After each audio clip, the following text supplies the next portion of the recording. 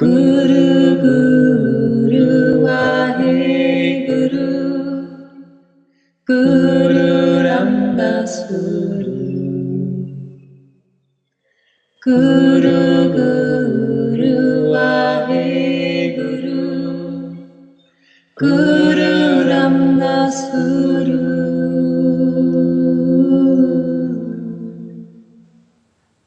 Hello and welcome to today's broadcast from Alchemy. My name is Navdeep, and today I'm delighted to be joined by Mirabai Ceiba, live from Germany today. So they're on the world tour of their latest album, 100 Blessings, and they'll be joining us in the UK for one date only on the 15th of September. So if you can come along, I'm sure you really enjoy this wonderful musical experience. Now, Mirabai Ceiba is a musical project created by Angelic Baumbach from Mexico and Marcus Ceiba from Germany. Since they met in 2001, their synergy of their different cultures and influences has resulted in a new musical dimension that they share with the world, and they've been producing music and touring all over the world since then. So while their music is influenced by Kundalini Yoga and Gurumukhi Mantra, there's a strong Latin influence with a New Age world presence of loving, compassion and giving. And so with that, I'd like to welcome Marcus and Angelica on the line. Mirabai Ceiba, good morning and thanks for joining me today. Good morning. Hey, good morning. How you doing? Are you well? Good, enjoying the early winter here. Oh, really? So where are you today? You're in Germany on just this leg of your European tour. How's that going for you? Yeah, we just came back from Stockholm yesterday. It was a great concert and a great opening concert. And now we have 2 days resting here in Germany, and then we're heading out on Thursday to Moscow. To Moscow? Wow, okay. That's got to be cold. I'm not sure if it's getting cold there because they had a lot of heat just recently. They had actually fires burning, and so it's somehow good to go there and gather people and get together some healing vibration for the people there. Yes, I have heard that Kundalini Yoga is getting very popular in Russia, so that's really good to hear. Yeah, I think it's growing really fast there. Yeah. So I think the Russian people, they have a great contact to the spirit somehow. They're very, very spiritual people, and so the Kundalini Yoga will manifest pretty fast there. Yes. Yeah. Well, do let us know how the concerts go. I have a question for you about your name, Mirabai Ceiba. Is that right? Mirabai Ceiba. Ceiba. Yeah, almost right. Yeah. Ceiba. Yeah. Okay, Yeah. tell me about the name. The name is very important to you, I know. Tell me a little bit about the background of the name and what it means for you. Yeah, Mirabai was a poet from India. She wrote. She lived 500 years ago from now, and she was one of the first women who decided, I don't want to live just with a family and stay in the kitchen. I have so much to give, and I want to travel, and I want to be married to God. I want to be married with Krishna. So she wrote wonderful devotional poems, love poems for Krishna. And she was traveling and was starting dancing in the temples, and it was a pretty new thing in this time. And the ceiba is the sacred tree of Latin America. The ceiba is they're really growing very high, and you're not allowed to cut them because they are sacred. And the name combines those two strong influences. One is Mirabai from India, and it stays for us for the wandering, for the traveling, for the poem, for the poesy, for the poems, for the songs.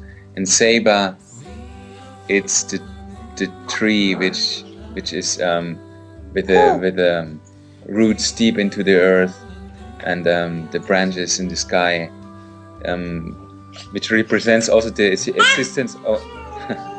You've got family there with you. Yeah, we got some family here, so you may be a little bit distracted. No, I think it's good. It's lovely. Yeah. So the tree also representing a big part of human existence. We are kind of, the human existence is kind of a channel of heaven and earth, the constant channel of heaven and earth, joined in our hearts. It's lovely. It's almost like a merger of East and West and heaven and earth together in one name. It's yeah, it's true. Yeah, it's really nice. You just before this tour, you were at the yoga festival. I believe it was really good this year. How did you find it? What was the music? Did you have any particularly memorable experiences of the Kundalini Yoga Festival this year? Yeah, it was beautiful. We love going there because so much different community comes together.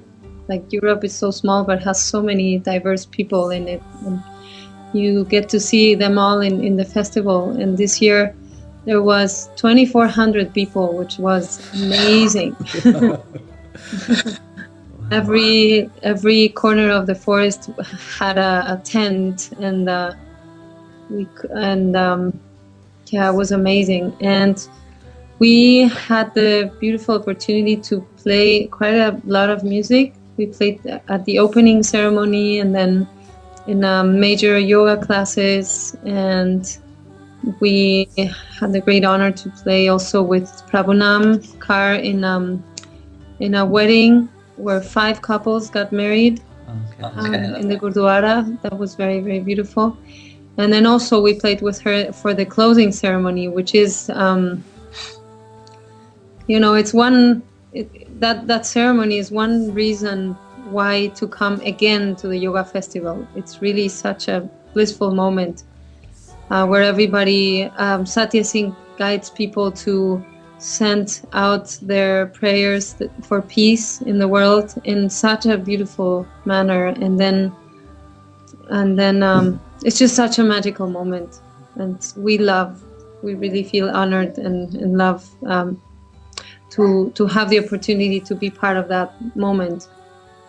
We had a really good time. It's so beautiful. Yeah, it's the energy is growing every day during the festival, and that's like the last day. So it's almost like you don't notice it, but it becomes a very, very powerful experience. It's almost like the high point of the whole festival, isn't it? Yeah. You have a very special connection with Peace Prayer Day as well through the single Satnarayan, don't you? Yeah, the Satnarayan. I mean, the connection happened organically. That one year, I think maybe 4 years, maybe 5 years ago, we have been on the yoga festival, and Satya Singh asked us if we could play on the closing ceremony. And Yogi, as in the European festival, the Peace Prayer Day is combined with the closing ceremony, and Yogi Bhajan set up the Satnarayan for the Peace Prayer Day because it is a mantra of peace. He asked us one time if we could play, and then by this time we didn't have a own musical version of Satnarayan, so we sat down the day before and we were writing the version which we have now, and we played it the next day. And then it happened that always when we are in Europe for the festival, that we are playing this same version for Peace Prayer Day.